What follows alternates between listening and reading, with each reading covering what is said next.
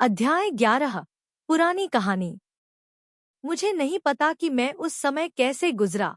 मैं कुछ भी करने के मूड में नहीं था। मैं रात को सो नहीं पा रहा था, इसलिए मैं खिड़की के पास बैठ गया और अपने नाखून चबाने लगा, लगभग तब तक जब तक मैं 10 उंगलियों पर लाल मांस। खाओवी को जो खबर मिली वह यह थी कि टोन जियानगो अभी भी गंभीर रूप से बीमार रोगियों की देखभाल के कमरे में था। कई बार उनकी जान खतरे में पड़ गई, लेकिन तुरंत इलाज किया गया। इन शब्दों को सुनकर मैं बस कहीं छिप जाना चाहता था ताकि मुझे पूरी तरह से दर्दनाक यातना का सामना न करना पड़े। अंत में मैं केवल रोने के लिए बाथरूम में जा सकी, लेकिन अन्य लोगों के मूड को प्रभावित करने के डर से मैंने जोर से रोने की हिम्मत नहीं की। मानसिक संकट में कुछ दिनों के इंतजार के बाद लाटे ने फोन किया। मुझे और खाओवी को उसके घर जाने के लिए कहा। इस बार ला ताई ने अब ऐसा व्यवहार नहीं किया जैसे वह यहाँ थी। वह पहले से ही लिविंग रूम में बैठी थी और हमारा इंतजार कर रही थी। जैसे ही हम बैठे, उसने तुरंत अपना मुंह खोला। मैंने पहले ही पूछा था, यह उस तरफ से किसी ने नहीं किया है जिसने यह किया है। उनके पास इतनी ताकत नहीं है। खाओवी ने अपना सिर उठाया और अपना मुंह खोला। उसकी आंखें आश्चर्य से भरी थी। क्या आप निश्चित हैं? ला ताई नाखुश दिखे। क्या आपको लगता है कि मैं कोई ऐसा व्यक्ति हूँ जो लापरवाही से बोलता है? सिस्टर ला, मेरा यह मतलब नहीं था। वहाँ खाओवी ने तुरंत समझाया। मुझे बस अजीब लग रहा है। मैं उस तरफ से नहीं हूँ। क्या ऐसा हो सकता है? इसी बात को लेकर मैं चिंतित हूँ। ला ताई ने अपनी भौहें उठाईं और उसकी ओर देखा। आप क्या कहना चाहते हैं?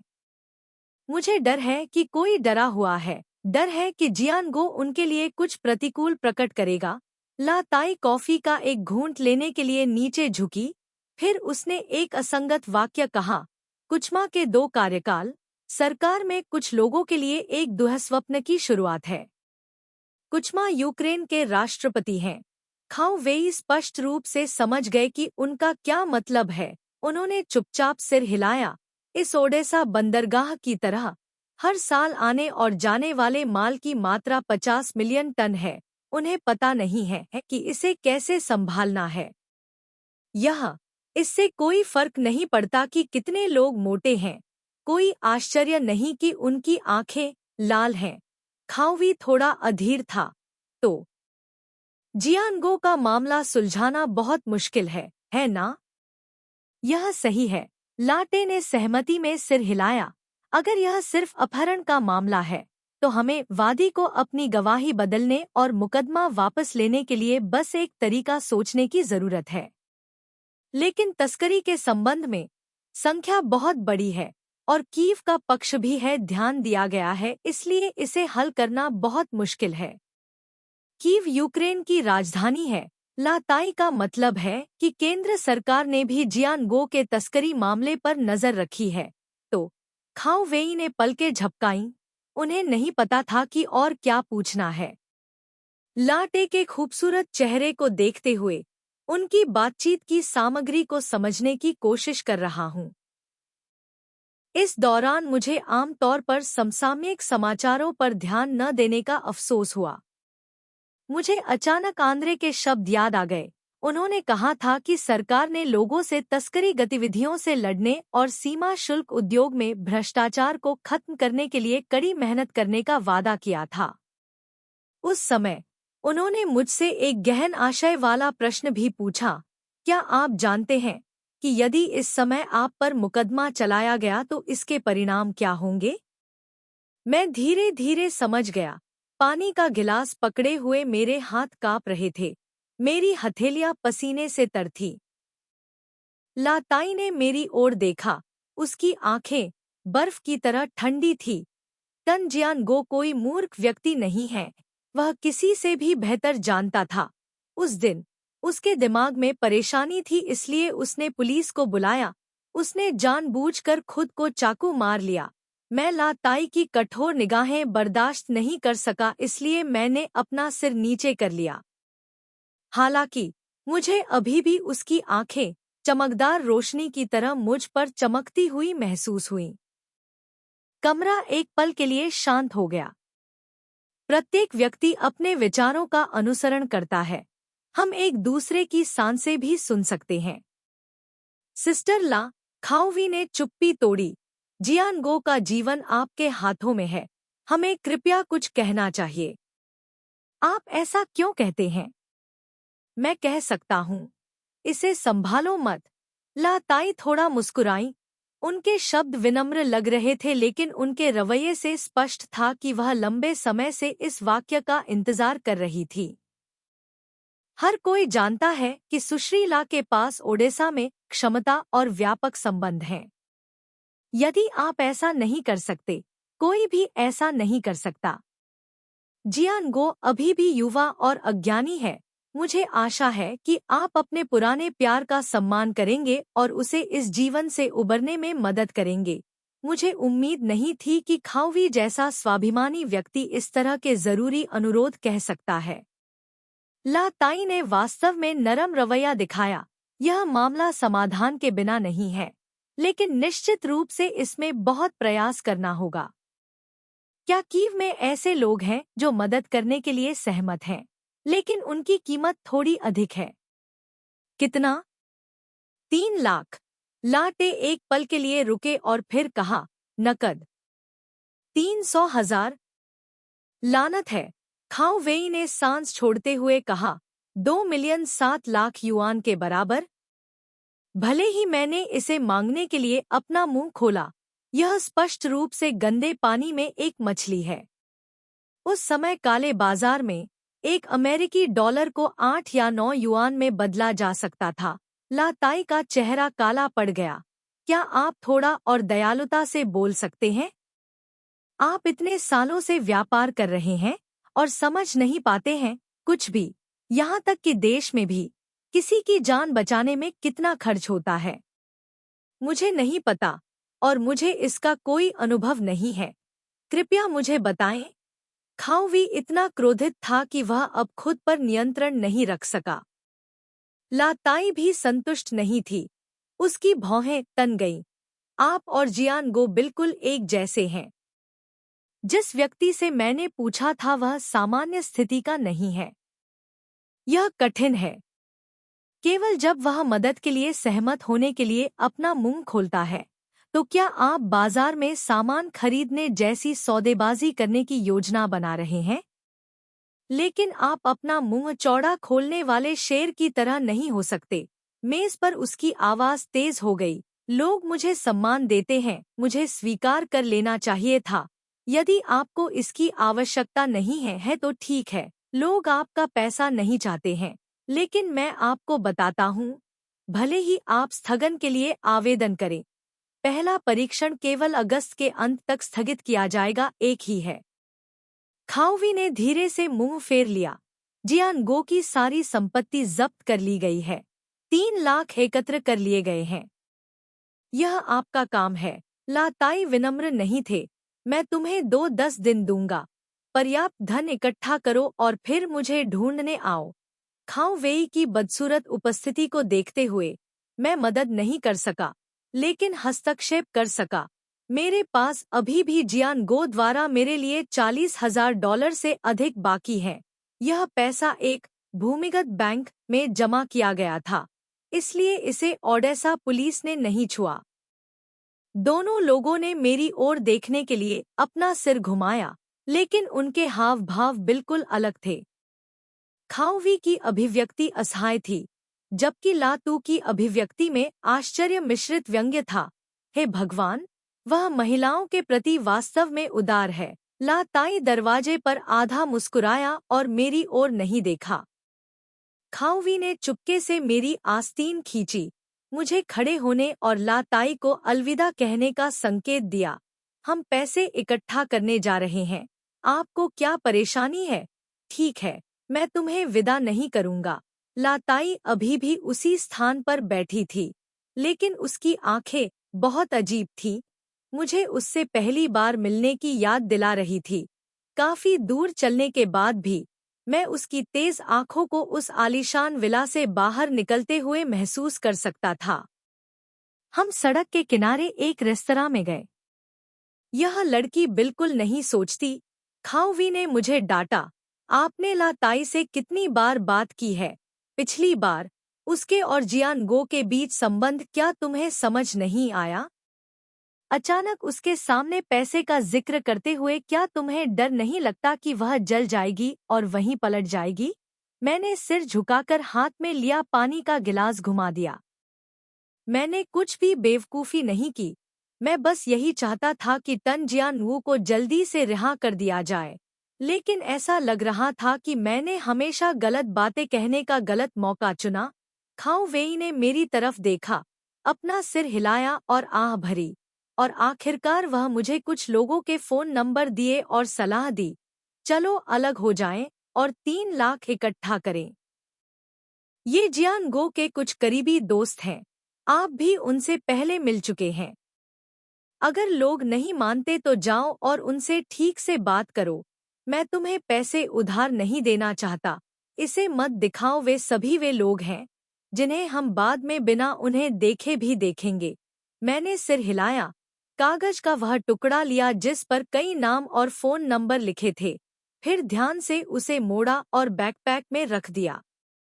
खाओवी आश्वस्त महसूस नहीं किया और जारी रखा, जब पैसे उधार लेने की बात आती है तो यदि लोग आपका सम्मान करते हैं तो उधार दें, यदि नहीं तो न दें। उन पर क्रोधित न हो। मैंने दृढ़ता से सिर हिलाया। मुझे पता है। जब तक मैं पैसे उधार लेने के लिए किसी को ढूंढने नहीं गया तब तक मुझे स्पष्ट रूप से समझ नहीं आया कि खाओवी ने मुझे क्यों बताया। यह पहली बार है जब मुझे पता चला कि क्रूर मानवीय स्थिति क्या होती है, जिसे काला दिल कहा जाता है। ये लोग पहले टोन जियानगो के भाई होने का दावा करते थे। फिर भी अब कुछ लोग दूसरों के दर्द पर हंसने की आदत भी नहीं छिपाते। कुछ अधिक विनम्र थे लेकिन फिर भी उन्होंने अपने विनम्र चेहरों के पीछे अपनी दूर की मुस्कुराहट और टालमटोल करने वाले रवैये को बरकरार रखा। अब उनकी नज़र में तन जियानगो का मूल्य शून्य था, यहाँ तक कि नकारात्मक भी। जब पैसे उधार लेने की बात आती है तो उनके होठों पर मुस्कान आने में बहुत हिचकिचाहट होती है। उनमें से अधिकांश ने 3 या 4 हजार अमेरिकी डॉलर निकाले और उन्हें भिक्षा के रूप में मेरे हाथ में दे दिया। उनके चेहरे से ऐसा लग रहा था जैसे उन्होंने किसी पार्टी के लिए पैसे खर्च कर दिए हों। लेकिन मैंने उन उदास भावों को न देखने का नाटक किया। मैंने फिर भी एक डेबिट नोट लिखा और स्पष्ट रूप से कहा कि मैं खाओवी के निर्देश के अनुसार आधे साल के भीतर मूलधन और ब्याज दोनों का भुगतान करूंगा। जब मैं अंतिम व्यक्ति के घर गया तो मैं केवल $2000 उधार ले सका। ऋणदाता ने इस बात पर भी जोर दिया कि ब्याज दर 3% थी। ब्याज दर सूदखोरी जितनी ऊंची थी। मैं वास्तव में पैसे का ढेर उसके चेहरे पर फेंकना चाहता था, फिर मेज पर लात मारकर चला जाना चाहता था। लेकिन खाओवी के शब्दों को याद करते हुए मैंने अपना गुस्सा कम करने की कोशिश की, मुस्कुराया और डेबिट नोट पर हस्ताक्षर किए। लेनदार भी उदास लग रहा था। मेरा सारा पैसा माल में है। मैं भी टीयू टन की खातिर भागा, पूर्व से उधार, पश्चिम से उधार लें। मैंने उसे हिकारत से देखा, बिल्कुल भी उससे बात नहीं करना चाहता था। यह वही व्यक्ति है। हर बार कैसीनो में जाने पर 4 या 5 हजार अमेरिकी डॉलर खोना सामान्य बात है। लड़कियों को बदलना कपड़े बदलने जैसा है। लेकिन मुझे अभी भी याद है कि टोन जियानगो ने मुझसे क्या कहा था, कोई पैसा आसमान से नहीं गिर रहा है। यह सोचकर मैंने गुस्सा करना बंद कर दिया। टन जियानगो ने सही कहा, एक व्यक्ति का पैसा, एक व्यक्ति को जो चाहे करने की आज़ादी। आपकी महान दयालुता के लिए धन्यवाद। मैं अलविदा कहने के लिए खड़ा हुआ। उस व्यक्ति का चेहरा थोड़ा लाल था, या शायद मैं इसे गलत तरीके से देख रहा था। ऐसे शब्द कहने वाला कैसे शर्मा सकता है? मैंने पैसों का पतला ढेर लिया और जल्दी से गेट से बाहर निकल गया। और कसम खाई कि अब से इस व्यक्ति को दोबारा कभी नहीं देखूंगा। शाम को जब मैं घर लौटा तो मैंने दिन के दौरान उधार लिए गए $20,000 खाओ वेई को दे दिए। उसने 40,000 से अधिक एकत्र किए। उसके हाथ में 30,000 से अधिक थे। कुल मिलाकर केवल 1 लाख था। 300,000 से बहुत दूर। पुराने और नए नोटों के मिश्रित ढेर को देखते हुए खाओ वेई ने अपने दांत पीस लिए। अधीर मत बनो, हमेशा एक रास्ता होता है। हालांकि मैं भी बहुत चिंतित था। उसकी शक्ल देखकर मैंने तुरंत उसे सांत्वना देने के लिए कहा, यह ठीक है, मैं उन्हें दोष नहीं देता। अभी आयात का मौसम है, सभी के पास नकदी की कमी है। कल मैं इस बारे में सोचूंगा। सभी शिपमेंट को हाथ में सौंपने और फिर बाद में गणना करने का तरीका। मैं बस चुपचाप उसे देखता रहा। यह टेट जब खाओ वेई की पत्नी यूक्रेन आई तो मुझे पता चला कि उसकी पत्नी का परिवार पूर्वोत्तर से है। खाओ वी के माता पिता और उनकी पत्नी के छोटे भाई ने पिछले 1-2 साल में एक के बाद एक अपनी नौकरियां खो दी और खाओ वी की पारिवारिक स्थिति भी बहुत सामान्य है। इसलिए उन पर और उनकी पत्नी पर काफी आर्थिक दबाव है। खाओ वी को अनिच्छा से अपने पद से इस्तीफा देना पड़ा और व्यापार करने के लिए विदेश जाना पड़ा। वह अपेक्षाकृत भाग्यशाली था, इसलिए यूक्रेन में कुछ वर्षों तक उसने एक छोटा सा करियर बनाया। बेशक उसने जो पैसा कमाया वह सब पसीने और आंसुओं से था। अब यदि आप सभी सामान बेचते हैं तो इसका मतलब है कि उन्हें सस्ते दाम पर गिरवी रखना होगा और पूरे सीजन में आपकी मेहनत व्यर्थ हो जाएगी। हम थोड़ी देर के लिए चुप थे। खाओ वी ने थके हुए स्वर में कहा, ट्रायू माई, आप घर पर आ जाओ, पहले चलते हैं, पता लगाएंगे कि कल क्या होगा। मैंने उसका अपार्टमेंट छोड़ दिया, थकी हुई ताकत के साथ रेंगते हुए घर पहुंचा, लेकिन अचानक लिफ्ट खराब हो गई। मुझे 9वीं मंजिल पर चढ़ने के लिए कुछ ब्रेक लेना पड़ा। अंत में मैं तीसरी स्टेज के तपेदिक वाले व्यक्ति की तरह खांसते और हांफते हुए सीढ़ी के दरवाजे पर खड़ा हो गया। माई, मैंने अपना सिर उठाया। पता चला कि वेलेरिया और उसकी माँ मेरे दरवाजे पर इंतजार कर रही थी। क्या आप और आपकी माँ यहाँ हैं? मुझे बेहद आश्चर्य हुआ। मैं आपसे मिलने आया था। वेलेरिया ने इवान का हाथ पकड़ा और उसे हिलाया। इवान, जल्दी से नमस्ते कहो। इवान ने अपने होंठ सिकोड़ लिए और कुछ नहीं बोला। मैंने पास आकर लड़के को गले लगा लिया। इवान के शरीर से दूध की सुगंध आ रही थी। मैं करीब आया और लड़के के चेहरे और गर्दन को बेतहाशा चुमा। इवान को गुदगुदी हुई और जोर से हंसा। माई, मैंने सुना, वेलेरिया ने संपर्क किया। क्या टन ठीक है?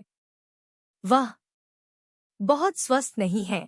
मैंने इवान के सीने में अपना चेहरा छिपा लिया और वेलेरिया ने मेरे कंधे को सहारा देते हुए धीरे से कहा, उदास मत हो, सब कुछ ठीक हो जाएगा। मैं अजीब तरह से मुस्कुराया। सचमुच मुझ में अब और बात करने की ऊर्जा नहीं थी। मुझे चाबी दो। वेलेरिया ने अपने हाथ में लंच बॉक्स उठाया। मैंने एक चीनी रेस्तरां में तले हुए चावल का एक डिब्बा खरीदा। आपने शायद अभी तक रात का खाना नहीं खाया है ना? मैंने अनिच्छा से अपना धैर्य वापस पाया, घर का दरवाजा खोला और इवान को खींच लिया। खाने की मेज पर हाथ डाला, आधा कटोरा चावल निकाला और लड़के को दिया। इवान ने चावल का कटोरा लिया और खाने के लिए अपना सिर नीचे किया। मुझे लड़के के लिए खेद हुआ, इसलिए मैंने वेलेरिया को दोषी ठहराया। आप कब से इंतजार कर रहे हैं? वयस्क मैं इंतजार कर सकता हूँ, लेकिन मैं बच्चों को अकेला नहीं छोड़ सकता भूखा। वेलेरिया ने मुझे कोई जवाब नहीं दिया। उसने अपने पर्स से एक पेपर बैग निकाला और मेरे सामने रख दिया। माई, यह ले लो, मैं कुछ दिनों में कुछ और इकट्ठा कर सकती हूँ। मैंने पेपर बैग खोला। अंदर विभिन्न मूल्यवर्ग के रिवनिया पैसे का ढेर था। रिवनिया यूक्रेनी पैसा है। यह क्या है? मैंने संदेह से पूछा। मैंने सुना है कि आप हर जगह से पैसा उधार ले रहे हैं। वेलेरिया ने सिर झुकाया। रिवनिया की यह राशि डॉलर में बदल जाती है। 8,000 है। मैं जानता हूँ। कुछ नहीं। लेकिन मना मत करना। मैंने कटोरा एक तरफ धकेल दिया और खड़ा हो गया। वेलेरिया, तुम्हें अभी भी इवान को उठाना है। मुझे पता है। उसने मेरी ओर नहीं देखा। उसकी आवाज धीमी हो गई। लेकिन अगर यह उसके लिए नहीं होता तो इवान और मैं आज जीवित नहीं होते। इसे घर ले जाओ। मैंने वेलेरिया के हाथ में पेपर बैग भर दिया। अगर उसे पता होता तो वह आपके पैसे लेने के लिए बिल्कुल भी सहमत नहीं होता। वेलेरिया रो पड़ी। उसकी आंखें आंसुओं से भर गईं। क्यों? मुझे अभी भी टन चुकाने का मौका नहीं मिला है। इससे पहले कि मैं कुछ बोल पाता, उसके बगल वाले इवान ने अचानक एक अप्रत्याशित इशारा किया। लड़के ने पैसे का थैला पकड़ लिया और उसे अंदर रख दिया। उसकी जेब मेरे सामने थी और उसने कहा, पापा के लिए, पापा के लिए। मैंने आश्चर्य से लड़के की ओर देखा जैसे मुझे अपनी आंखों पर विश्वास नहीं हो रहा हो। इवान, तुमने अभी क्या कहा? लड़के ने स्पष्ट रूप से अपनी राय व्यक्त की थी लेकिन इवान ने मेरी ओर ध्यान नहीं दिया। लड़का बैठ गया और फिर से प्लग इन किया। वेलेरिया ने लड़के के सिर को थपथपाया और मुस्कुराया। इवान एक अच्छे डॉक्टर से मिला, इसलिए उसने हाल ही में बहुत प्रगति की है। वास्तव में, मैंने इवान के गाल पर चुटकी ली। उसके लिए खुश होकर बहुत अच्छा, माई। वेलेरिया ने शर्म से देखा। मुझे आपको कुछ मजेदार बात बतानी है।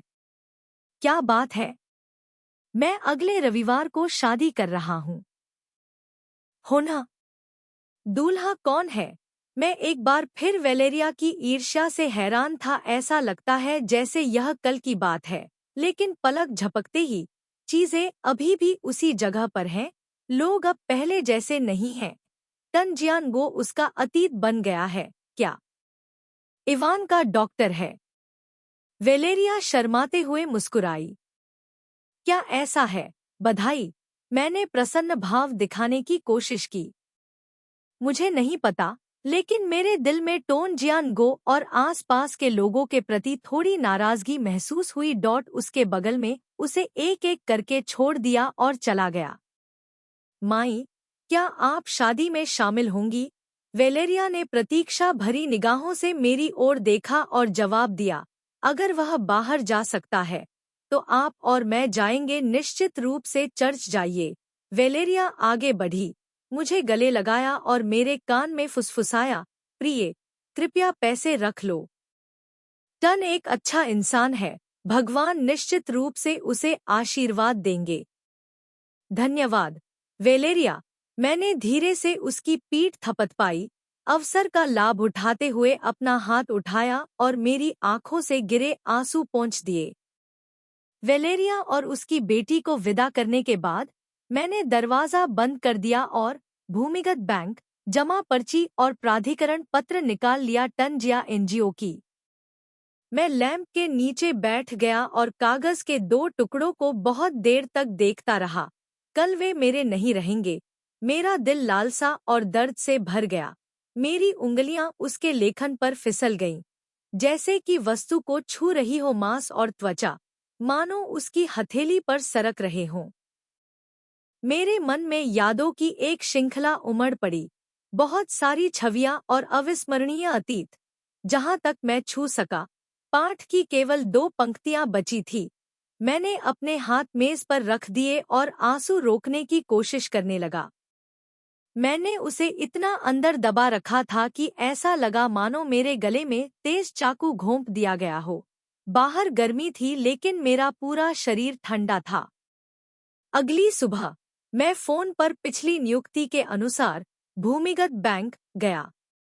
यह अभी भी वही मेज है। मेज के पीछे पीले चेहरे वाला वह अधेड़ उम्र का आदमी अभी भी बैठा है। मैं मेज के सामने कागज के 2 टुकड़े लेकर खड़ा था। उसे देने से पहले बहुत देर तक झिझकता रहा। मैंने अपनी आंखें चौड़ी की और कागज के 2 टुकड़ों को कागज काटने वाली मशीन में चूसते हुए देखा। इस तरह मेरे और उसके बीच का आखिरी रिश्ता भी टूटे धागों वाली पतंग की तरह टूट गया। मेरा दिल सिकुड़ गया। मेरी छाती को सांस लेने में कठिनाई हुई। 47,000 अमेरिकी डॉलर, 8,000 वेलेरिया के साथ कुल मिलाकर 55,000। मैंने यह सब खाओ वेई को दे दिया। केवल 1,20,000 नकद मिले, जो कि उसने लगाई गई पूंजी के 60% के बराबर था। लेकिन खाओ वेई ने शिकायत नहीं की, जिससे मुझे संदेह हुआ कि क्या इस भौतिक दुनिया में सच्ची दोस्ती अभी भी मौजूद है। यह पता चला है कि हर कोई मित्र शब्द के योग्य नहीं है। हमने जो धन एकत्र किया वह लाटे द्वारा दी गई राशि से अभी भी 20,000 अमेरिकी डॉलर कम था। हमने उन सभी जगहों से उधार लिया है जहां से हम उधार ले सकते हैं। अब हम नहीं जानते कि यह पैसा कमाने के लिए कहां जाएं। अगर हमारे पास वास्तव में कोई दूसरा रास्ता नहीं है, तो हम केवल उच्च ब्याज पर उधार ले सकते हैं, खाओवी ने कहा। मैं चौंक गया। क्या कोई और रास्ता नहीं है? हालांकि हम उच्च ब्याज वाले ऋणों में शामिल नहीं होने की कोशिश करते हैं, लेकिन इस बिंदु पर यही एकमात्र तरीका है। या क्या कोई और तरीका है? मैंने पूछा। जाओ एक बैंक लूटो। कृपया? मैं लगभग हंसते हुए बोला। बैंक की बात करते हुए मुझे कुछ याद आ रहा है। खाओवी ने भौहें चढ़ाईं। कल दोपहर को मैं बैंक में लाओ टियन से मिला हुआ। लाओ टियन नाम बेहद अपरिचित हो गया था। प्रतिक्रिया देने से पहले मैं कुछ सेकंड के लिए स्तब्ध रह गया। वह कितने समय से वहां है? ऊपर। अब आप क्या कर रहे हैं? मुझे नहीं पता, लेकिन वह बहुत स्मार्ट लगता है। ओल्ड टियन का उल्लेख करते हुए खाओवी ने अपनी घृणा व्यक्त की। मैंने तुरंत मामले के बारे में सोचा। यह सही है। मुझे याद है कि ओल्ड टियन के हाथ में माल का एक बैच लगता है। उसके पास पैसा होना चाहिए, है ना? हमारे पास क्यों होना चाहिए? उस पर भरोसा मत करो। मैं उसे किसी और से बेहतर समझता हूँ। खाओवी ने ठंडे स्वर में कहा। जियानगो घटना होने से पहले उन्हें 2 शिपमेंट मिले थे। जमा राशि उनके पास थी। अब सीमा शुल्क कार्यालय ने काम करना बंद कर दिया है। उन्होंने पैसे वापस करने से इनकार कर दिया है। मैंने किसी के लिए जमा राशि का भुगतान किया और फिर भी जमा कर दिया। जियानगो के सिर पर सारा कर्ज। उसे आराम करने के लिए कुछ दिन दे और इस मामले के सुलझने का इंतजार करें। मैं अपना मुंह खोलने ही वाला था कि मेरे बैग में फोन बज उठा। मैंने अपना फोन उठाया और डिस्प्ले पर नजर डाली।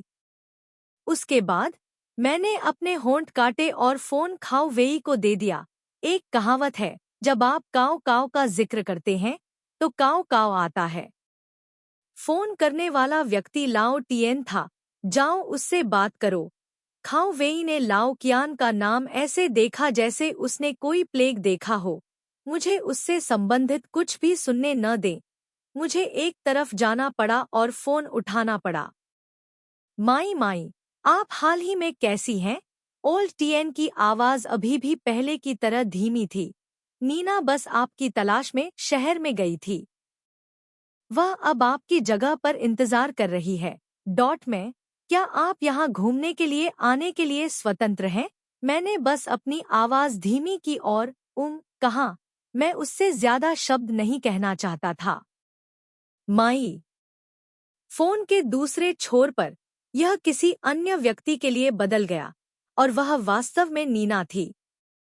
मैंने उससे पूछा, बहुत दिनों से नहीं देखा, तुम कैसी हो? मैं बहुत अच्छा हूँ, चिंता मत करो, नीना ने शांति से कहा। कल दोपहर मुझे 2 प्रवेश सूचनाएं मिली। मैं उन्हें आपके लिए यहाँ लाया था। मैंने खाओवी को बधाई दी और जल्दी से अपने पुराने घर लौट आई।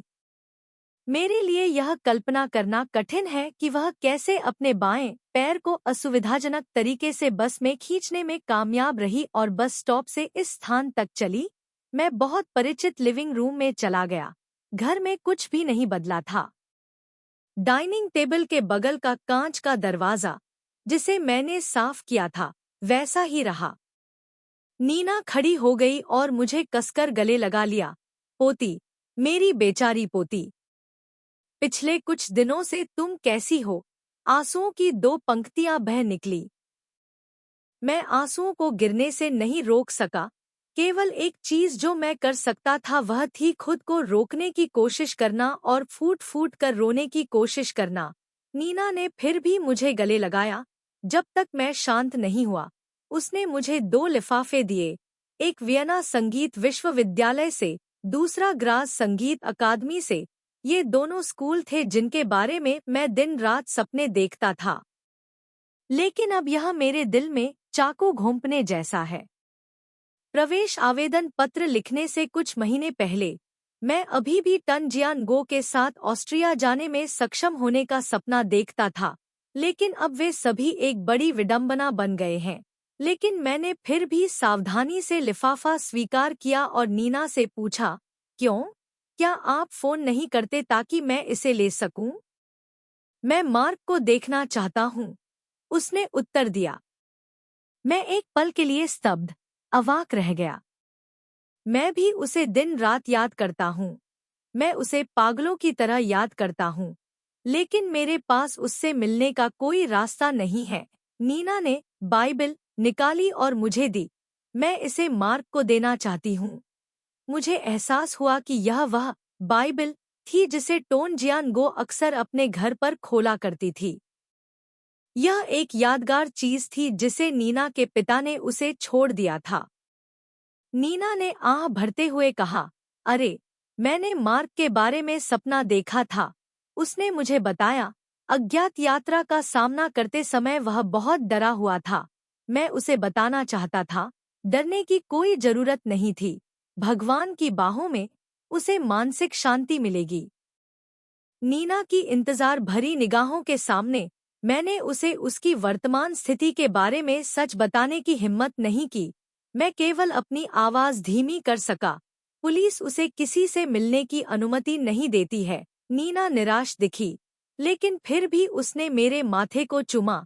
पोती, कृपया मजबूत बनो। मेरे पिता ने एक बार मुझसे कहा था, भगवान अपने बच्चों को नहीं छोड़ेंगे। मैंने सिर हिलाया। चूंकि नीना ने अकेले जाने की जिद की थी, इसलिए मुझे उसकी मदद करनी पड़ी और उसे बस स्टॉप तक छोड़ना पड़ा। जब पुरानी बस मेरी नजरों से ओझल हो गई, तो मैं घूमा और चलते चलते बाइबिल को उलट-पुलट कर चला गया। मुझे अचानक ध्यान आया कि किताब के कवर में कुछ है। मैंने भेड़ की खाल का कवर खोला। अंदर मिस्टर फ्रैंकलिन की तस्वीर वाले 10 हरे बिल थे। 100 अमेरिकी डॉलर का बिल। नीना के सरल और मितव्ययी जीवन के बारे में सोचते हुए मैं बहुत देर तक सड़क के किनारे गुमसुम खड़ा रहा। कभी-कभी एक कार मेरी आंखों में रेत और धूल उड़ाते हुए गुजरती थी।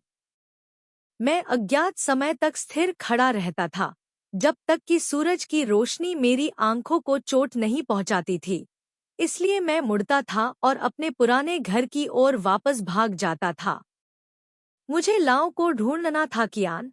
मैं चाहता हूँ कि वह जमा राशि जारी कर दे जिसका खाओ वेई ने उल्लेख किया था। वह धनराशि कुछ भी नहीं हुआ करती थी, लेकिन अब यह एक जीवन बचा सकती है। कम से कम मैं खाओ वेई को उच्च ब्याज पर उधार लेने की अनुमति नहीं दे सकता। मेरे अनुरोध को सुनने के बाद ओल्ड टीएन आश्चर्यचकित रह गया। गुहा उसने 5 मिनट इधर उधर देखते हुए, मेरी जांच करते हुए बिताए, फिर व्यंग्यात्मक ढंग से मुस्कुराया। टनजियानगो का प्रतिनिधित्व करने के लिए आपके पास क्या योग्यताएं हैं? मैं उसका साथी हूँ। और आप उसके लिए क्या हैं? एक प्रेमी? मैं इतना क्रोधित था कि मैं काँप रहा था। मैंने अपने दांत पीस लिए और उससे कहा, मान लीजिए कि आप और जियानगो भागीदार हैं। जियानगो के पास भी उस पैसे का आधा हिस्सा है। आप यह सब निगलने के लिए उस पर कैसे भरोसा कर सकते हैं? अब भी शक्तिशाली? बूढ़ा टीएन हंसा, मेरे लिए कोई परवाह नहीं दिखाते हुए। मुझे एक कारण बताओ, मैं तुम्हें आधा पैसा क्यों दूं? तुम लोगों ने कितने वर्षों तक सहयोग किया है? क्या तुम इतने क्रूर हो कि तुम्हें बचाए बिना उसे मरते हुए देखोगे? जब तुम्हें बंधक बना लिया गया तो क्या जियानगो ने तुम्हें नहीं बचाया? मैंने अपना गुस्सा दबाने की कोशिश की और उसे सही या गलत बताने की कोशिश की। उसने अपना सिर उठाया और जोर से हंसा। मुझे बचाओ। क्या उसने तुम्हें यह बताया? नहीं, उसने मुझे इस बारे में बिल्कुल नहीं बताया। मेरी ओर देखा। तो मुझे आपसे पूछना चाहिए। यदि आपके रिश्तेदारों या दोस्तों का अपहरण कर लिया गया और लोगों ने आपको फिरौती के लिए पैसे लाने के लिए मजबूर किया, तो आप क्या करेंगे? मैं समझ नहीं पाया कि उसका क्या मतलब था, इसलिए मैं चुप रहा। उसने अपने मुंह से उत्तर देने से इनकार कर दिया। बाहर, आप बिना सोचे समझे किसी को फिरौती देने के लिए तुरंत पैसे ले लेंगे, है ना? लेकिन तन जियान गो के बारे में क्या? वह यह कैसे करता है? उसने अपनी तर्जनी और अंगूठे को लक्ष्य करते हुए उठाया। एक गोली, केवल 2 सेंटीमीटर की दूरी पर। मैं ही मरूंगा। क्या आप समझते हैं? क्या होगा अगर वह ऐसा करता है? अंत में वह अभी भी शांत है, शांतिपूर्ण। ओल्ड टीएन मंद मंद मुस्कुराया। वह अपनी शूटिंग क्षमता पर इतना आश्वस्त कैसे हो सकता है? ऐसा इसलिए है क्योंकि उसे मेरी जिंदगी की बिल्कुल भी परवाह नहीं है। मुझे लगा कि इस व्यक्ति के दिमाग पर कब्जा कर लिया गया है, और चाहे मैंने उसे कुछ भी कहा हो। मैं मंद मंद मुस्कुराया। अगर तुम उसे तुम्हारी परवाह नहीं करते, क्या उसके लिए किसी और को आपके साथ व्यवहार करने देना आसान है? बूढ़े टीएन का गला अवरुद्ध हो गया था और वह कुछ देर तक कुछ नहीं बोला। उसने कुछ देर तक अपनी आंखें घुमाईं, फिर अचानक मेरे गाल को सहलाने के लिए अपना हाथ उठाया। माई माई, तुम्हें पता है कि मैं तुम्हें बहुत पसंद करता हूँ। यदि आप पैसा चाहते हैं तो हम बातचीत कर सकते हैं। मैंने घृणा से उसका हाथ टाल दिया। मुझे बस वह जमा राशि चाहिए। ठीक है। ओल्ड टीएन अपनी पिछली स्थिति में वापस आ गया। उसने कहा। मैंने अपनी उंगली को ध्यान से देखा, जैसे कि याद कर रहा हो भावनाएं जो मैंने अभी अभी महसूस की थी। फिर उसने अपना मुंह खोला। पैसा तो है, लेकिन मुझे तैयारी के लिए समय चाहिए। आप इसे केवल रात में ही ले सकते हैं। लेकिन ऐसा लगता है कि मैंने उसे गलत नहीं समझा। उसकी आंखें मेरी आंखों से कभी नहीं हटीं। उसकी अभिव्यक्ति पूरी तरह संतुष्ट थी, जैसे कोई बिल्ली चूहे को पकड़ रही हो। मैंने धक्का देकर दरवाजा खोला और बाहर चला गया। मैं अपने पैरों से सड़क पर लक्ष्यहीन होकर चल रहा था। तेज धूप ने मेरे पूरे शरीर को ठंडे पसीने से तर कर दिया। जब मुझे होश आया तो मैंने पाया कि मेरा हाथ अभी भी नीना की बाइबल को कसकर पकड़े हुए था, लेकिन मेरे पास आंद्रे को फिर से परेशान करने के अलावा कोई विकल्प नहीं था। कि मैंने उसका फोन नंबर डायल किया। मेरे हाथ कांप रहे थे। मुझे बेचैनी महसूस हो रही थी। अस्पताल छोड़ने के बाद से आंद्रे ने एक बार भी मेरी तलाश नहीं की। मुझे आश्चर्य है कि क्या वह अब भी मुझसे नाराज है। आंद्रे ने फोन का जवाब दिया। उसकी आवाज बिल्कुल भी असामान्य नहीं थी। हेलो, यह ओडेसा पुलिस विभाग का अपराध विभाग है। मैं पुलिस अधिकारी व्लादिमीर दिमित्री इवानोविच हूँ। मैं आपकी कैसे मदद कर सकता हूँ? आंद्रे, मैं त्रियू टुमारो हूँ। मैंने रिसीवर को कसकर पकड़ लिया, इस डर से कि वह अपना मुंह खोलेगा और मना कर देगा। मेरी हथेलियों में पसीना आने लगा। आप कब खाली हैं?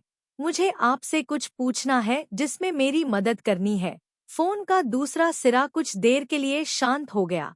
मैं बेचैनी से इंतजार करता रहा। तभी उसकी कोमल आवाज आई। कहाँ हो? मैं पुलिस स्टेशन के गेट पर हूँ। तुम वहीं रुको, मैं जल्द ही बाहर आऊंगा। मैं एक पेड़ की छाया के नीचे खड़ा होकर आंद्रे का इंतजार कर रहा था। जब मैंने पुलिस विभाग के प्रतीक को देखते हुए देखा तो मुझे अचानक याद आया कि मैं पहली बार इस जगह पर आया था, केवल कुछ महीने, लेकिन ऐसा लगा जैसे सदियों से। आंद्रे जल्दी से बाहर चले गए। आज उन्होंने पुलिस की वर्दी नहीं पहनी थी, बस सामान्य कपड़े पहने हुए, दोनों हाथ जेब में डाले हुए। वह रुका और दूर से मेरी ओर देखा। उसकी आंखें ठंडी थी, मानो किसी अजनबी आंद्रे को देख रहा हो। मैंने स्वाभाविक रूप से कहने की कोशिश की, मेरे पास कुछ है, क्या आप कृपया इसे टन तक पहुंचा सकते हैं? मुझे क्षमा करें, मैंने पहले ही इस मामले को छोड़ने के लिए कहा है। मैं मामले से संबंधित किसी भी संदिग्ध से नहीं मिल सकता। उसने शालीनता से मुझे मना कर दिया। मैं अनिच्छा से मुस्कुराया और विनती करता रहा, यह आखिरी बार है, मैं तुमसे पूछ रहा हूँ, आंद्रे। अब से मैं तुम्हें फिर कभी परेशान नहीं करूँगा। उसने अपनी आंखें उठाईं और मेरी ओर ध्यान से देखा। वह क्या है? मैंने उसे बाइबिल दी। आंद्रे ने किताब ली और उसे कई बार पलटा। उसकी आंखों में आश्चर्य दिखा। क्या यही है? यह सही है। हिरासत शिविर में बाइबल भी है। मैंने जमीन पर अपनी छाया को देखने के लिए अपना सिर नीचे झुकाया। यह वैसा नहीं है। आंद्रे ने विचार किया। ऐसा लग रहा था कि वह समझ गया है कि मेरा क्या मतलब है। तो उन्होंने अपना हाथ पीछे खींच लिया और कहा, मैं इसे मामले के प्रभारी अपने सहयोगी को दे दूंगा। अगर अंदर कोई वर्जित वस्तु नहीं है, तो किताब शायद उन तक पहुंच जाएगी। मैं इतना आभारी था कि मुझे नहीं पता था कि क्या कहूँ। धन्यवाद, आंद्रे। पहले जो हुआ वह इसलिए था क्योंकि मैं बुरा था। मुझे क्षमा करें। आंद्रे ने बात नहीं की। उसकी आंखें और चेहरा अभी भी ठंडे और अभिव्यक्तिहीन थे। धन्यवाद, मैंने अलविदा का अर्थ जानते हुए एक बार फिर कहा। माई, रुको। मैंने चलना बंद कर दिया और उसके जारी रहने का इंतजार करने लगा। क्या आप जानते हैं कि मैं आपसे प्यार करता हूँ? आंद्रे की संदिग्ध आवाज पर मैं मुस्कुराया। उसकी आंखें थोड़ी गर्म हो गई। मुझे पता है, मैं पूरी तरह से समझता हूँ। लेकिन मेरा दिल केवल एक ही व्यक्ति को समायोजित कर सकता है। मैं उसका सामना करने के लिए पीछे मुड़ा।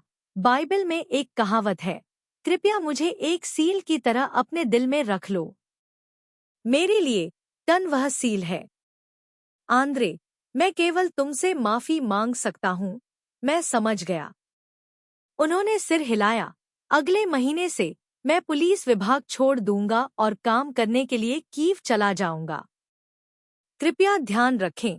वह आगे आया और मुझे गले लगाया, फिर मुड़ा और चला गया। मैं स्थिर खड़ा रहा, आंद्रे की पीठ को देखता रहा। मेरा दिल बैठ गया। मैं उसे अलविदा कहना भी भूल गया। उसने अंततः स्पष्ट रूप से सोचा, इसलिए उसने मुझे छोड़ने और जाने का फैसला किया। वह पूरी तरह से मुक्त हो गया था। दोपहर की कड़ी धूप इतनी तेज थी कि मेरा दिमाग चकरा रहा था। मैं सड़क के किनारे एक बेंच पर गुमसुम बैठा था। बस एक पल के लिए मेरा शरीर पसीने से लथपथ हो गया था। लेकिन मैं हिलना नहीं चाहता, क्योंकि ऐसा लगता है कि ऐसा करने से मेरे दिल की ठंडक कुछ पिघल सकती है। ओल्ड टीएन ने फोन किया। पैसा तैयार है, क्या तुम इसे लेने आओगे? समुद्र की सतह ने सूरज की रोशनी को प्रतिबिंबित किया, जिससे मैं अंधा हो गया। मैंने अपनी पलकें बंद कर ली। ऐसा लग रहा था कि पानी के नीचे एकमात्र छवि टोन जियानगो का पीला चेहरा था, जिसका सिर पट्टियों में लिपटा हुआ था। अब मेरे पास केवल वह है, केवल वह ही बचा है। अगर मैंने तुम्हें खो दिया तो मैं तुम्हें रोक नहीं पाऊंगा। अंत में मैंने कहा, मैं जा रहा हूँ। उस शाम गोधूली बेला में भारी बारिश हुई। बारिश के बाद ओडेसा का आसमान साफ था। मैंने अपनी आंखें बंद कर ली। मेरा शरीर लकड़ी की तरह सख्त हो गया था। यह मेरे जीवन की सबसे अंधेरी रात थी जब खाउवी ने मेरे हाथ से $20,000 प्राप्त किए तो आश्चर्य से अपनी आंखें चौड़ी कर ली। उसने देखने के लिए पैसे खोले, और जब उसने पुष्टि की कि यह नकली नहीं है, तो उसने संदेहपूर्ण स्वर में पूछा, आपने इस पर दावा करने के लिए किस विधि का उपयोग किया? मैंने सहजता से मुस्कुराने और स्वाभाविक रूप से अभिनय करने की कोशिश की। आपको इसकी आवश्यकता नहीं है, चिंता करने की बात है। महिलाओं के अपने तरीके हैं। उसने बिना कुछ बोले मेरी ओर गौर से देखा। उसने मुझे घूर कर देखा। मैं घबरा गया और अपना हाथ उठाकर उसकी सिगरेट अपने मुंह में डाल ली। किसने सोचा था कि जैसे ही मैंने एक कश लिया, मैं लगातार खांसता रहा। खांसी खत्म होने तक अभी भी मुझे देख रहा था। मुझे लगा कि वह कुछ कहने जा रहा है, लेकिन उसने मेरे हाथ से सिगरेट छीन ली और उसे एशट्रे में फेंक दिया। फिर उसने कहा, चलो चलो ला ताई को ढूंढें। एक सूटकेस में $100 के नोटों की 30 गड्डियां भरी हुई थी। जब हमने सूटकेस लाताई के सामने रखा, तो उसकी अभिव्यक्ति थोड़ी बदल गई। लाताई ने पैसों के कुछ बंडल पकड़े और थोड़ी देर तक उनके साथ खिलवाड़ करती रही। फिर भौहें चढ़ाकर खाउवी से कहा, मैंने सुना है कि आपने सामान किसी और को सौंप दिया है। यह शर्म की बात है। यह एक बड़ी क्षति है ना? कुछ नहीं। खाउवी का जवाब इतना कठोर था कि मुझे डर था कि वह लाताई को नाराज कर देगा, लेकिन उसने सिर हिलाया। यह अच्छा है, यह सही है, मुझे तुम दोनों से कुछ कहना है। इसे मजेदार भी माना जाता है। खाउवी नहीं बोला। मैंने तुरंत सुनने के लिए अपने कान खड़े कर लिए। मजेदार कहानी शब्द को जाने हुए काफी समय हो गया है। लाताई मुस्कुराई। वह हरामी। मध्य अफ्रीका में उसका दुश्मन यहाँ आने वाला है। लाताई ने किसी का नाम नहीं बताया, लेकिन मैं समझ गया कि उसने क्या कहा। मुझे थोड़ी राहत हुई। खौवी ने आश्चर्यचकित स्वर में पूछा, क्या क्या वह आप ही थे जिसने मुझे प्रभावित किया? लाताई ने सीधे तौर पर जवाब नहीं दिया। वह मुस्कुराई। उनका कर्ज उन्हें आपस में सुलझाना है, उनके बिना। मैं कार्रवाई करूंगी। धन्यवाद, खाउवी ने अपने दिल की गहराइयों से कहा। खाउवी, तुम बहुत यथार्थवादी हो। लाताई ने खाउवी के रवैये में अंतर देखा। उसने कहा, इसके अलावा, मैंने किसी से मेरी मदद करने के लिए कहा। आज दोपहर मैं जियानगो से मिलने के लिए अस्पताल जा सकती हूँ। मेरा दिल जोरों से धड़क रहा था। मैं सीधा बैठ गया और लाताई की ओर देखा। बस इसे रोको। लाताई ने मेरी ओर देखा।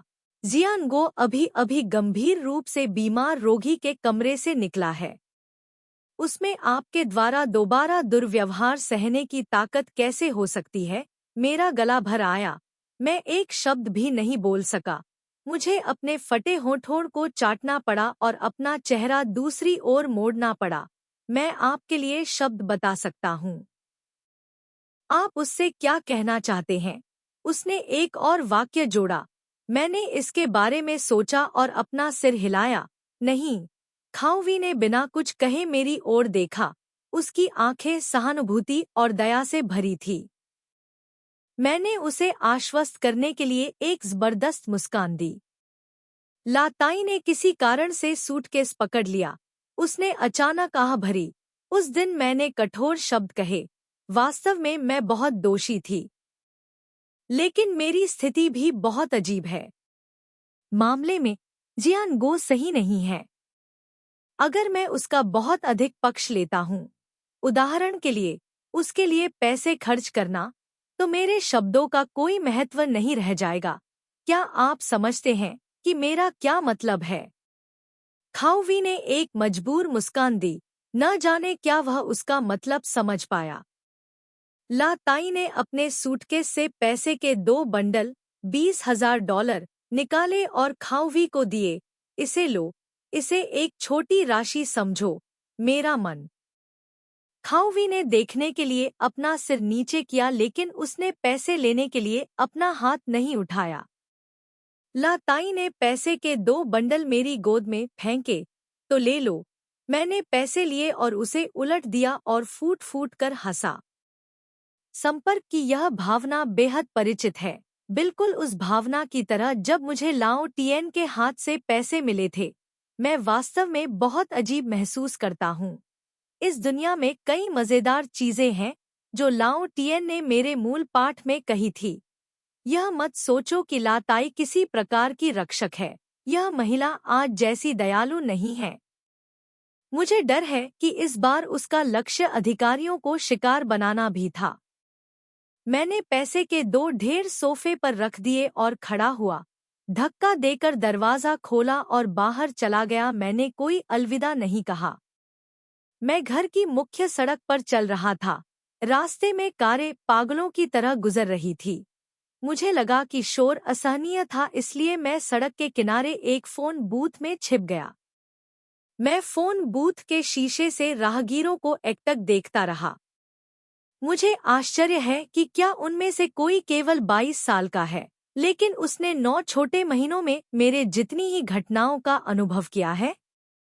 मुझे नहीं पता कि कितनी देर बाद बंद फोन बूथ की घुटन भरी हवा से मेरा पेट फूलने लगा और मैं एक कोने में बैठ गया और तब तक उल्टी करता रहा जब तक मुझमें ताकत नहीं बची। बाहर किसी ने फोन बूथ का दरवाजा खटखटाया।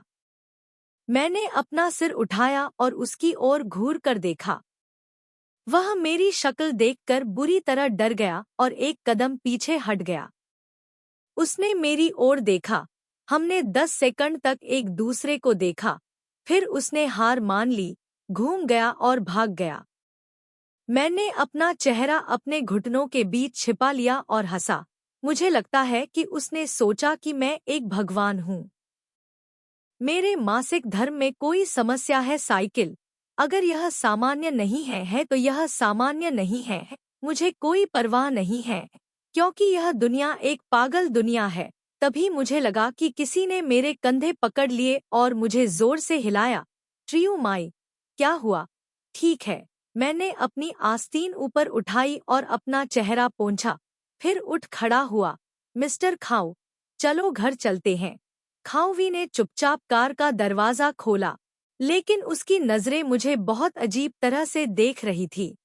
अपार्टमेंट बिल्डिंग के निचले हिस्से में पहुंचकर खाऊवी ने मेरी सीट बेल्ट खोलने में मेरी मदद की। वह मेरी ओर मुड़ा और कहा, जियानगो ने मुझे ध्यान रखने के लिए कहा। आप में से मैंने वास्तव में अच्छा नहीं किया। उसने आह भरी। मैं मुस्कुराया। आप आह क्यों कर रहे हैं? इसका आपसे कोई लेना देना नहीं है। खाऊवी ने अपना सिर झुकाया और सिगरेट जलाई। उसने मुझसे पूछा, क्या तुम्हें एक चाहिए? कोई जरूरत नहीं है। मैंने अपना सिर हिलाया। मिस्टर खाऊ, क्या आप मुझे नौकरी ढूंढने में मदद कर सकते हैं? खाऊवी ने मेरी ओर संदेह भरी निगाहों से देखा। तभी मुझे याद आया कि उसे नहीं पता था कि मैं बाहर काम कर रहा हूँ। मैंने तुरंत समझाया। जिस दिन जियानगो घायल हो गई थी, मैंने बॉस को बताए बिना स्टोर छोड़ दिया था, इसलिए मुझे निकाल दिया गया। बाजार? वह जगह बहुत अव्यवस्थित है। वहाँ हर तरह के लोग हैं। आप जैसा छात्र उस कठिन शारीरिक श्रम को कैसे सहन कर सकता है? मेरे पास पैसे नहीं हैं। यह मेरे हाथ में है। वहाँ एक भी पैसा नहीं बचा है। खाऊवी के मुंह में सिगरेट लगभग कार के फर्श पर गिर गई। क्या आपका परिवार आपको रहने का खर्च नहीं भेजता है? मेरे परिवार को भी पैसे की जरूरत है। मैंने अपना सिर खिड़की से बाहर निकाला और धीरे से कहा, मेरी माँ की बीमारी अब क्रॉनिक किडनी फेल्योर में बदल गई है। मुझे महीने में कई बार उनकी किडनी धोनी पड़ती है। खाऊवी ने अविश्वास व्यक्त किया। क्या आपने जियानगो द्वारा दिए गए कुछ पैसे अपने पास नहीं रखे? नहीं, उसे इसकी आपसे अधिक आवश्यकता है। खाऊवी काफी देर तक मुझे घूरता रहा। फिर उसने अपना बटुआ निकाला। बटुए में मौजूद सारा पैसा, जिसमें अमेरिकी डॉलर और रिवनिया के सिक्के भी शामिल थे, निकाल लिया और मेरे हाथ में थमा दिया। कृपया इसे अभी ले लो। मैं इसे दे दूंगा कुछ दिनों में तुम्हें। मुझे थोड़ा और दे दो। अब काम पर मत जाओ। मैंने पैसे उसकी गोद में रख दिए और कार से बाहर निकलने के लिए दरवाजा खोल दिया। ट्रायू माई, मैं रुका, मुड़ा और उससे कहा, वह पहले से ही आपका बहुत अधिक ऋणी है। मैं अब और आपका ऋणी नहीं हो सकता। खाऊवी ने स्टीयरिंग व्हील पर अपना हाथ पटक दिया, जिससे कार का हॉर्न काफी देर तक जोर से बजता रहा। मैं जल्दी में था। जल्दी से लिफ्ट में जाओ, अपना सिर झुकाओ और लिफ्ट का बटन दबाओ, चाहे मैं कितना भी दुखी और थका हुआ क्यों न हूँ। मैं दूसरों की दया भरी निगाहें नहीं देखना चाहता। मुझे डर है कि अगर मुझे खुद पर खुद पर दया आएगी तो मुझ में आगे बने रहने का साहस नहीं बचेगा। कुछ दिनों बाद वेलेरिया ने मुझे 7 किलोमीटर बाजार में एक स्टोरकीपर की नौकरी ढूंढने में मदद की। विनम्रता के कारण मैं उसकी शादी में शामिल हुआ। हालांकि वेलेरिया के पास पहले से ही इवान था। यह पहली बार था जब उसने शादी के कारण कोई पोशाक पहनी थी। मैं घबराहट और उत्साह महसूस किए बिना नहीं रह सका। जिस दिन उसकी शादी थी, मैंने अपने बॉस से दुकान से आधे दिन की छुट्टी लेने की अनुमति मांगी। लेकिन जब मैंने हांफते हुए चर्च का दरवाजा खोला, तब भी मुझे देर हो चुकी थी। पादरी ने दूल्हा दुल्हन को बुलाना शुरू किया। भगवान के सामने शपथ। दूल्हे की शक्ल सामान्य है। वह वेलेरिया से कम 10 साल बड़ा है, लेकिन यह देखा जा सकता है कि वह एक स्थिर करियर वाला, एक सौम्य और ईमानदार व्यक्ति है। इससे भी महत्वपूर्ण बात यह है कि वह वेलेरिया को बहुत प्यार करता था और लाड प्यार करता था। मुझे बैठने की जगह मिल गई और इस समय पादरी ने दूल्हे से पूछा, चाहे अमीर हो या गरीब, चाहे स्वस्थ हो या बीमार, चाहे खुश हो या दुखी, उससे प्यार करने और अपने जीवन के अंत तक उसके प्रति वफादार रहने के लिए सहमत हो। दूल्हे ने दुल्हन की ओर गहरे स्नेह से देखा। दुल्हन सफेद शादी की पोशाक में बेहद खूबसूरत थी। उसके सिर पर फूलों का मुकुट था। पादरी ने फिर पूछा, क्या आप सहमत हैं? दूल्हे ने दुल्हन का हाथ पकड़ लिया और स्पष्ट रूप से कहा, मैं सहमत हूँ। दुल्हन, पादरी वेलेरिया की ओर मुड़ा, क्या आप उससे प्यार करने और अपने जीवन के अंत तक उसके प्रति वफादार रहने के लिए सहमत हैं? चाहे आप अमीर हों या गरीब, चाहे आप अमीर हों या गरीब, चाहे आप अमीर हों या गरीब, स्वस्थ या बीमार, सुखी या दुखी। वेलेरिया ने शर्म से अपना सिर झुकाया और फुसफुसाया, मैं सहमत हूँ। यह बहुत सुंदर है ना? मैंने दूल्हा दुल्हन की ओर देखा। बहुत सुंदर जोड़ी, बहुत सुंदर प्यार। बूढ़ी औरत लगातार प्रभावित दिख रही थी। मैं अचानक इसे बर्दाश्त नहीं कर सका। मेरे आसपास के लोगों की खुशी ने मुझे इतना ईर्ष्यालु बना दिया कि मैं पागल हो गया। मैं खड़ा हुआ और चर्च से बाहर भाग गया। मेरे पास दूल्हे और दुल्हन को अंगूठियां बदलते और चुंबन करते देखने का समय नहीं था। चर्च के बाहर छोटी सड़क पर खड़े होकर मैंने आकाश की ओर देखने के लिए अपना सिर उठाया, लेकिन वास्तव में अपने आंसू छिपाने के लिए मेरी आंख के कोने से बाहर विपरीत दिशा में चर्च का गुंबद अब सूरज की रोशनी में खड़ा था। उत्तम पत्थर की दीवार पर एक देवदूत हवा में उड़ रहा है। उसकी कमीज लहरा रही है। सफेद कबूतरों का झुंड हवा में लहरा रहा था। इस परिचित दृश्य ने मेरा हृदय द्रवित कर दिया। मेरे दिल की गहराइयों से यह बेहद सामान्य शांति और खुशी एक दूर का सपना बन गई। 10 दिन बाद शाम को जब मैं बाजार से घर लौटा, तो मैंने अचानक अपने पीछे कार के हॉर्न की आवाज सुनी और मेरे ठीक बगल में एक लाल लग्जरी कार खड़ी थी। कार का दरवाजा नीचे की ओर लुढ़का। लाटे मेरी ओर देखकर मुस्कुराया, कार में बैठो। वह ऐसी आवाज में बोली कि मना करना आसान नहीं था। लाटे मुझे रूसी शैली में सजाए गए क्लब में ले गया, जहां टोन जियान गो अक्सर मुझे खाने के लिए ले जाता था। जैसे ही हम बैठे, एक परिचित वेटर तुरंत चला गया। लाताई के लिए एक सिगरेट और मेनू दिया। आप क्या खाना चाहते हैं? लाताई ने मुझसे पूछा। इस रेस्तरां का स्टेक खराब नहीं है, आइए इसे ऑर्डर करें। लाताई का रवैया मेरे प्रति इतना दयालु नहीं था। मुझे आश्चर्य हुआ और मैंने तुरंत अपना मुंह खोला। आपको पैसे खर्च करने की जरूरत नहीं है, आप कुछ भी खा सकते हैं। जब सलाद परोसा गया, तब भी हम दोनों शांत बैठे रहे। हम में से किसी के पास चाकू और कांटा उठाने की हिम्मत नहीं थी। लाताई मुझसे मिलने इसलिए नहीं आया क्योंकि वह मुझे रात्रिभोज पर आमंत्रित करना चाहता था। मैं यह बात अपने मन में स्पष्ट रूप से जानता था। लाताई ने अपना चेहरा उठाया और सिगरेट के धुएं का एक चक्र छोड़ दिया। तभी उसने कहा, परिणाम सामने हैं। उनकी दीर्घकालिक निवास स्थिति रद्द कर दी गई है। उन्हें 15 दिनों के भीतर देश छोड़ने के लिए मजबूर किया गया है, अन्यथा निष्कासित कर दिया जाएगा। हालांकि ला ताई ने इसे स्पष्ट रूप से नहीं कहा, लेकिन मुझे पता था कि वह किसके बारे में बात कर रही थी। मैंने राहत की सांस ली। जियानगो को कब रिहा किया जाएगा? ला ताई ने मुस्कुराते हुए कहा, वह रिहा हो गया है और वर्तमान में जेल में है। मेरा घर। मैंने अपना सिर उठाया और चुपचाप उसकी ओर देखा। लाटे ने फिर से धुआं उड़ाया। अब वह केवल व्हीलचेयर से ही चल सकता है। मेरा घर विशाल है और मेरे पास एक परिचारक है, इसलिए यह बहुत सुविधाजनक है। मुझे लगा कि मेरा गला सूख रहा है। मैंने अपनी लार निगल ली और कठिनाई से अपना मुंह खोला। क्या मैं उससे मिल सकता हूँ? क्या आप उससे मिलना चाहते हैं? लाटे ने स्पष्ट रूप से मुझसे पूछा। हाँ, मैं उससे मिलना चाहता हूँ। मैंने जोर दिया।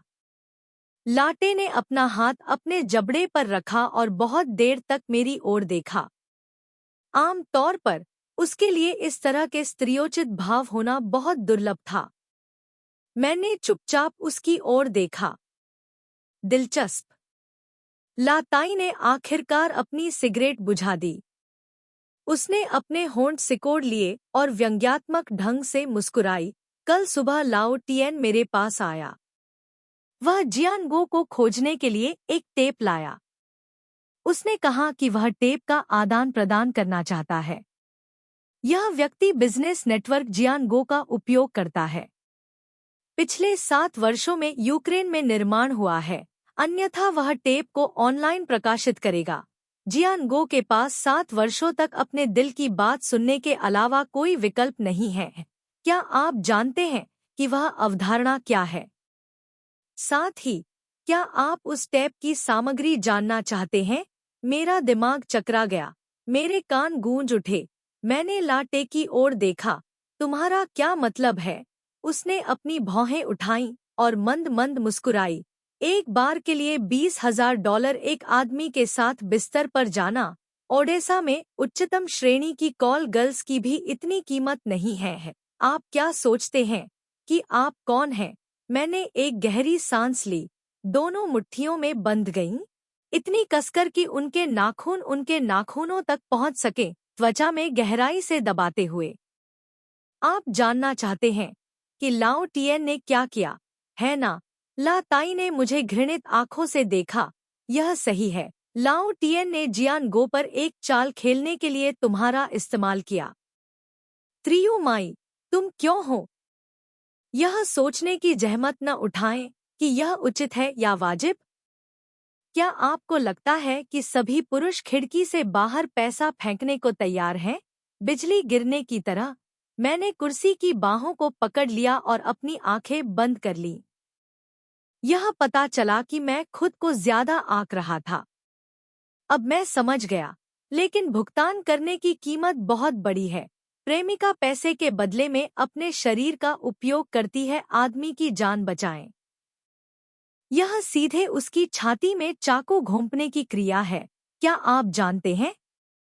क्या अब उसके पास उसे देखने लायक चेहरा है?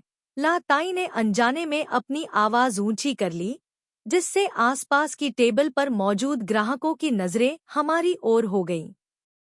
मैं उसकी नजरें बर्दाश्त नहीं कर सकता था, इसलिए मैंने अपना सिर नीचे कर लिया। बस छिपने के लिए एक छेद ढूंढना चाहता था। ला ताई ताई ने देखा मुझे एक पल के लिए। उसकी आवाज अचानक नरम हो गई। ट्रियू माई, जब मैं तुम्हारी उम्र का था तो मैं तुमसे भी अधिक बेवकूफ था। मैं आपको यह सिखाता हूँ। याद रखें, आपको पुरुषों पर अपने प्रभाव को कभी कम नहीं आंकना चाहिए। उनकी अपनी दुनिया और सिद्धांत हैं।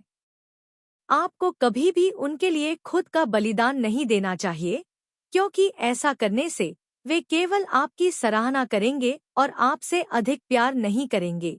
मैंने चुपचाप अपना सिर झुका लिया। मेरा दिल इतना दर्दनाक था कि उसे लकवा मार गया था। ला ताई ने फिर से कहा, आह भरी, जियानगो को वास्तव में महिलाओं के हाथों मरना तय है। वह अपने पूरे जीवन में महिलाओं के हाथों ही मरेगा।